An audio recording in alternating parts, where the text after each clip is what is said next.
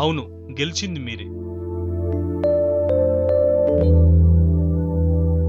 మీరు, మీ వాళ్ళు అందరూ.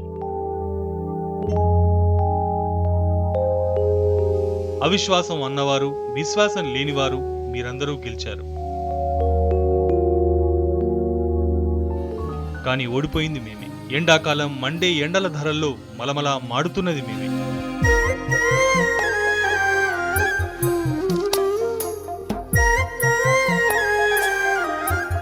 ఫ్యాన్ కంటే వేగంగా తిరిగే మా కరెంటు మీటర్ ముందు చిన్నబోతున్నది మేమే. కిక్కిరిసిన బస్సుల్లో నిత్య నరకం, పరిశ్రమలు మూతేసిన కరెంటు కష్టం. మాపై కనికరం చూపని మీరే గెలిచింది.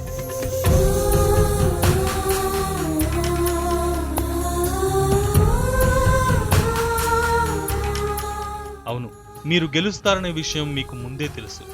అవిశ్వాసం పెట్టిన వారికి తెలుసు. అసెంబ్లీలో గొంతు చించుకొని, గుండెలు బాదుకొని, బయట చట్టాపట్టాలేసుకుని తిరిగే మీరే గెలిచారు. తాగేందుకు నీళ్లు కరువు, ప్రైవేటు విద్య ఖరీదు, సర్కారు వైద్యం మిథ్యగా మారి సతమతమవుతున్న మేమే ఓడిపోయింది. కాదన్నదెవరు కిరణ్జీ? ఇద్దరు పోట్లాడితే మూడో వ్యక్తికి లాభం అంటారు. అదేమిటో, మీరు పోట్లాడుకున్నప్పుడల్లా అంతులేని నష్టం మాకే. మీరు పోరాడుతోంది నిజంగా మాకోసమే అయితే కనీసం ఒక్కసారైనా మేం గెలిచేవాళ్ళం. అంకెల రంకెలతో సభను రక్తి కట్టించే నేతల్లారా, 5 ఏళ్లలో ఒక్కసారే గెలిచిన మీరు ఇన్నిసార్లు మమ్మల్ని ఓడించాలా? అవిశ్వాసం అన్నప్పుడల్లా ఉత్త అల్లరే తప్ప అసలు విషయం ఉండదని మీకు, మాకు, మన ఇద్దరికీ తెలిసిన ఏకైక నిజం అది.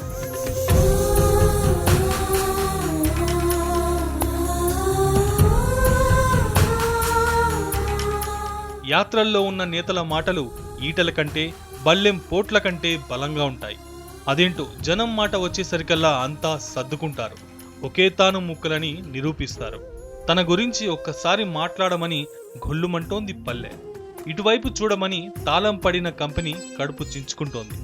మా గురించి నిజం మాట్లాడండి మహాప్రభు అంటూ అడ్డాకూలి ఆశగా ఎదురు చూస్తోంది. విశ్వాసం అవిశ్వాసం కాదు, శ్వాస ఆగిపోకుండా చూడమని ప్రజాస్వామ్యం వేడుకుంటోంది. రంగులు వేరైనా, జెండాలు వేరైనా, ఎజెండాలు వేరైనా, మీరంతా చట్ట సభల సభ్యులు, మమ్మల్ని శాసించే నేతలు. మీరు పాలించేవారు, ఎప్పుడూ గెలిచేవారు. కానీ నిరంతరం ఓడిపోతున్న మేము అడుగుతున్నది ఒకటే. చేసే పనులు వేరైనా, ఉండే ఊరు ఏదైనా, చూసే తీరు ఎలా ఉన్నా మా బాధంతా ఒకటే, మా వేదనంతా ఒకటే. మా గురించి కనీసం 1 గంటైనా సభలో మనస్ఫూర్తిగా మాట్లాడండి. నాయకుల్లారా, మీకు శతకోటి దండాలు.